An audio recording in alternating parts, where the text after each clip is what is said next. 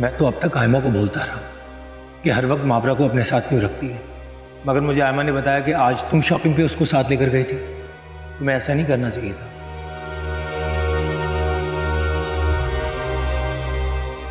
मैं बात करूंगा वलीद भाई से। गैर लड़की की खातिर अपना घर खराब करना दानिशमंदी नहीं है।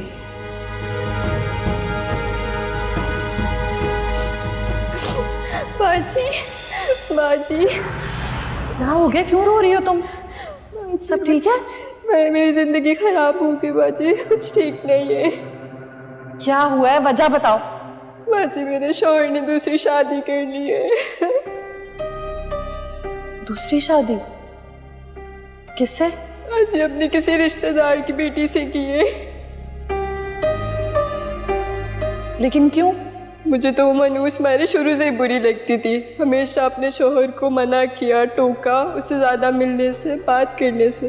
वो खुद इतनी बेशर्म थी बाजी, 3 बच्चों के होने के बावजूद भी हर किसी से हंसी मजाक करती थी। मैंने इतराज़ किया तो मेरे शौहर ने मुझे तंग नज़र कह दिया। उसका शौहर नहीं रोकता था उसे? कोई किसी को नहीं रोकता था बाजी। सब कहते थे कज़न है, आपस में हंसी मजाक करते हैं। 6 माह पहले बाजी उसके शौहर का इंतकाल हो गया था, तो मैंने अपने शौहर पे और नज़र रखना शुरू कर दी। उसके मोबाइलों की, उसकी जेबों की तलाशी लेना शुरू कर दी। जब भी वो उसकी तरफ जाता था मैं बहुत हंगामा करती थी। मुझे जहाँ मिलती थी मनूस मारी, मैं उसे बहुत जलील करती थी। मुझे क्या पता था बाजी, रातों रात मेरे शौहर ने और उस औरत ने निकाह कर लिया। अच्छा, तो अब क्या करोगी तुम? कुछ समझ में नहीं आ रहा बाजी।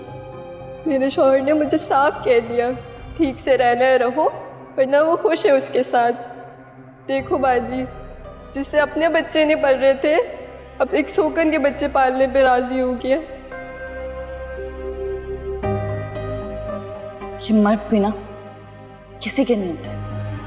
और तुमने उस औरत को ऐसे ही जाने दिया? उसके बाल नोच लेने चाहिए थे तुम्हें, उसे जलील करती हो। और बाजी मुझसे लड़ने गई तो मुझे ही तंज करने लगी, कह रही शक करती थी ना तुम मुझ पे, देखो तुमसे तुम्हारा शौहर छीन लिया। अल्लाह माफ करे, इतनी दीदा दलेरी, इतनी बेशर्मी, वो भी खुलेआम। ये मर्द साहब पे तो भरोसा ही नहीं करना चाहिए, कब औकात दिखा दे। मैं क्या करूँगी बाजी, मेरी तो दुनिया ही लूट गई, जिंदगी खराब हो गई।